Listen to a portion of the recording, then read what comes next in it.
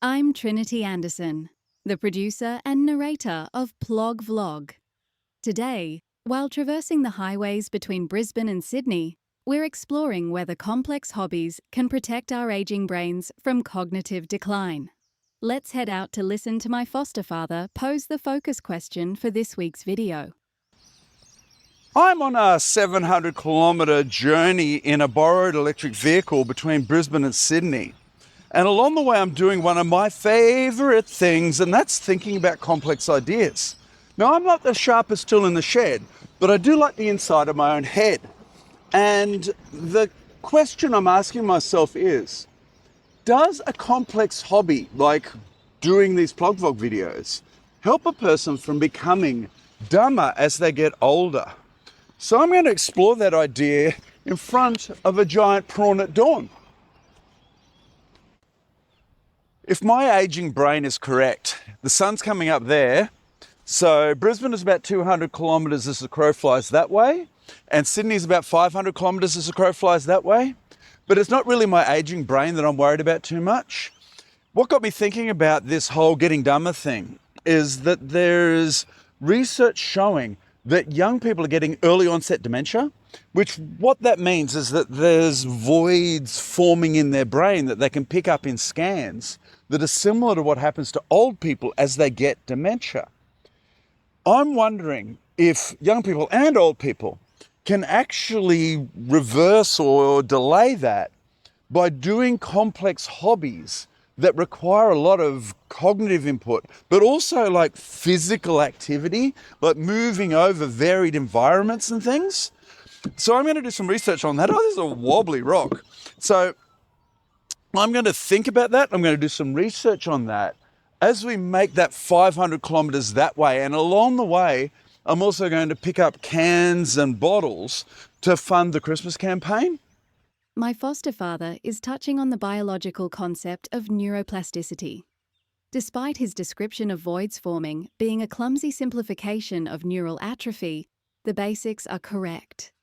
Research is consistent with the idea that complex multisensory activities help maintain cognitive reserve, acting as a buffer against age-related decline.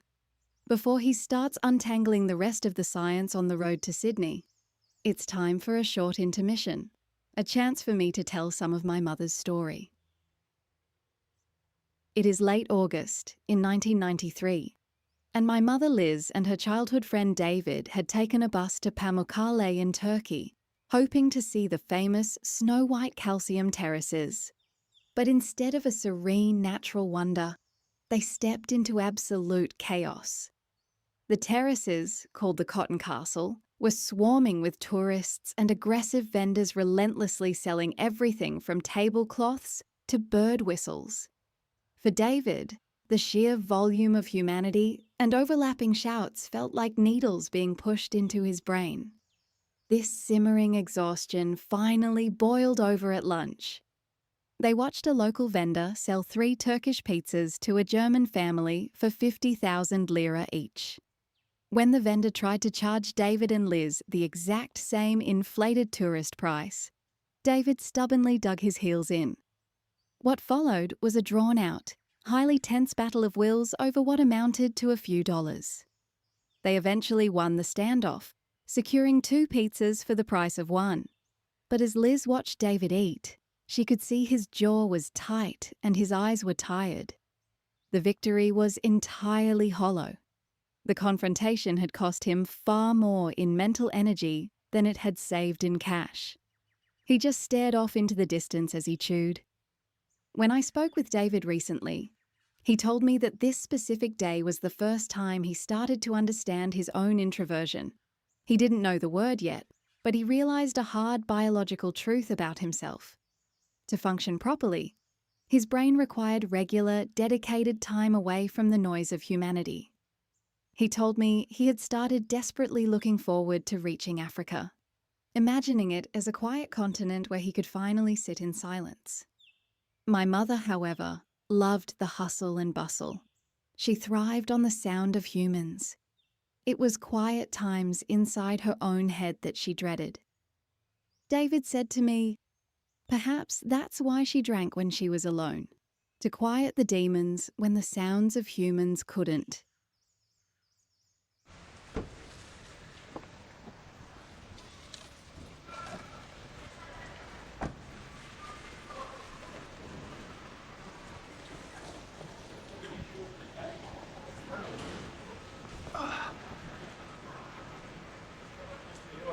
Oh, thank you. Can you explain it for me? I'm a Queenslander. We're not real smart. Well, you just We've got a different system.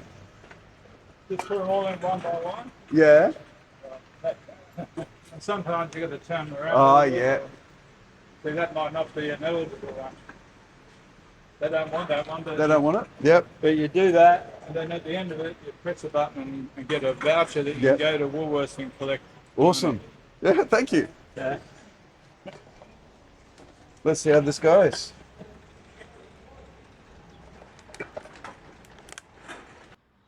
On a rainy day here in Gosford, I just finished trying to negotiate the strange New South Wales deposit system that won't take squash cans or bottles that don't have barcodes on them. The Queensland system is so much better.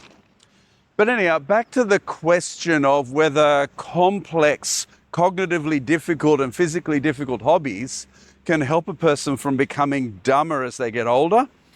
And what I've found out is a lot of things. First is the concept of neuroplasticity, in that the brain is very much like muscles, in that if you use them and put them under pressure, they become stronger. So the brain becomes stronger when you use it, but they also atrophy when you don't. So the brain, if you're not putting it under the pressure of a new load, basically learning something that you need to struggle at least a little bit with, the brain will go backwards. So that probably explains the early onset voids that they're seeing in people's brains, perhaps. The other thing is that the brain has the ability to create a cognitive reserve. And what that means is if you practice the same thing over and over and over again, your neuroconnections become like a superhighway. So you become very good at that one thing. The action potentials flow so quickly along this superhighway.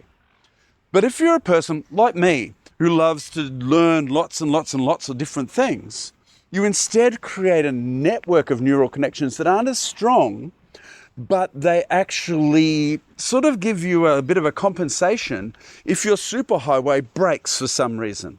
So if your superhighway breaks, let's say I'm really good at piano, which I'm not, and my piano superhighway breaks, what can happen is those other neural connections can bypass around. A little bit like if a superhighway floods or something, you can actually go around alternative routes. So the same thing happens in your brain, is that you have these alternative pathways, and they call that cognitive reserve. Now I've got a whole heap of bottles and cans in here that the New South Wales system wouldn't take, so I'm just going to dump them in this recycle bin.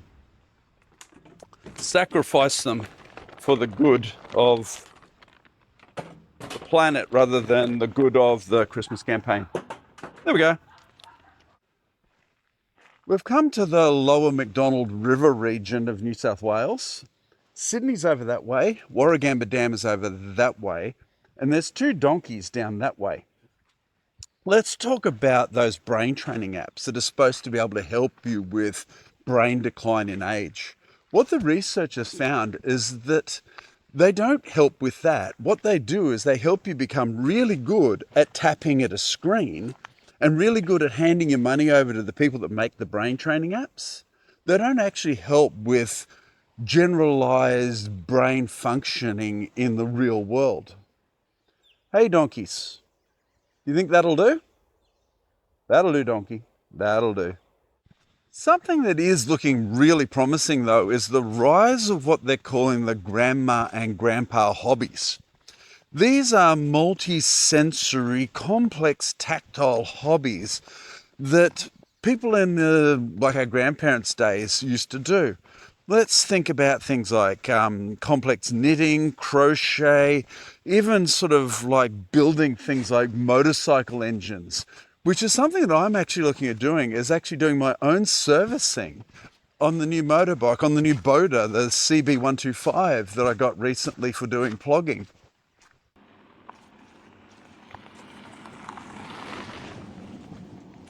Another thing that seems to work well, and it's been around for a long time, is the concept of combinatory. Did I say that right? Combinatory, like combining, combinatory play. What that means is that when you're stuck on something difficult mentally, you then go and use play to be able to allow your subconscious mind to process and work on that difficult idea. Einstein used to use this when he was working on a physics idea. So if he was stuck, instead of sitting there at a chalkboard for ages just staring, what he'd do is he'd go off and he'd play violin. And what would happen is that the violin was so difficult that it would remove the stress on his conscious mind to allow the subconscious mind to actually start working on the problem. And then gradually that subconscious mind would bring the solution to that problem into consciousness. There's also two things that we need to keep an eye out for. And these can undermine the efficacy of the whole hobby as a thing to improve the mind. One of them is called the mastery trap. And what that means is that you get so good at something, at this particular hobby, that it just becomes automatic. And that way the brain isn't actually put under any load and it doesn't actually improve. The other is a really modern thing, and it's called the hustle culture. And this is where you are creating something that could be sold. And you might have your friends around you telling you, oh, why don't you create an Etsy store or something like that?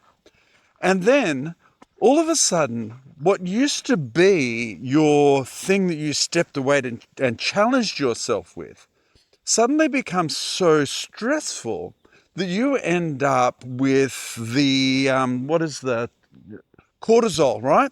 The cortisol then starts to build up around the memory systems of your brain. I believe it's the hippocampus. And it builds up around the hippocampus and it interferes with the creation of neural connections, new dendrite connections.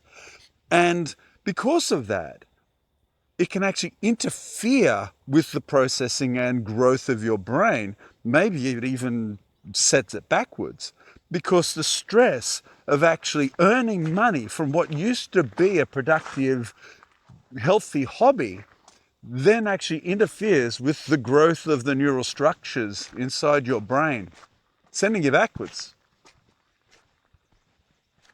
My foster father actually nailed the terminology this time. Combinatory play is exactly what Einstein called it. He's also correct that chronic stress from hustle culture releases cortisol, which research shows can impair the hippocampus and hinder new neural connections. However, cortisol is produced by the adrenal glands. It doesn't physically build up around the memory systems like plaque. But for a man who can't read very well, my foster father did a pretty decent job of explaining. Instead of reading, he's using AI to create a brief about the research and theory.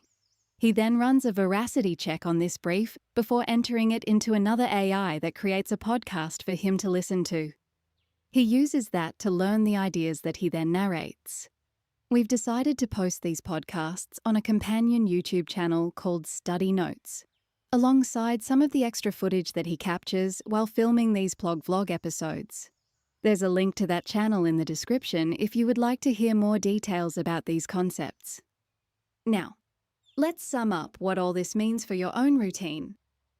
We've found that engaging in complex, tactile hobbies physically alters the brain through neuroplasticity, building a robust cognitive reserve that helps protect against age-related decline.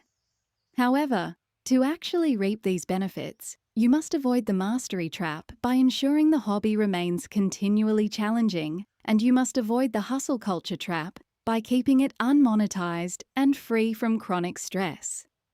Here is a tiny action you can try today.